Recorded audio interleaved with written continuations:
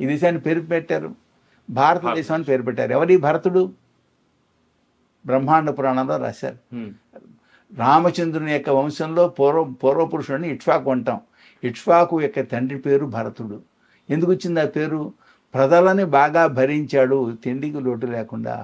ఆయన కాలంలో వ్యవసాయం ప్రారంభమైంది. ఆయన కాలంలో మొదటి పట్టణం అయోధ్య ప్రారంభమైంది.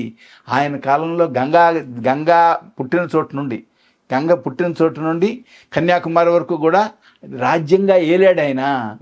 ఈ విధంగా చేయడం వలన దేశానికి భారతవర్షము అని పేరు పెట్టారు. భరతుడిది. జనాన్ని భారతులు అని పిలిచారు. తెలియదు జనానికైనా భారతం తెలుసా? వేదంలో ఉంది భారత అనేటువంటి సంబోధి.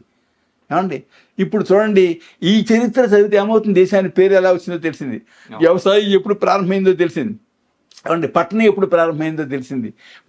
అంతేకాదు, ఒక వ్యక్తి పాలన చేసేటప్పుడు కూడా దేశంలో ఎవరికి తిండికి లోటు లేకుండా పాలించే వాళ్ళు ఉన్నారు అని తెలిసింది. ఎంత అద్భుతమైన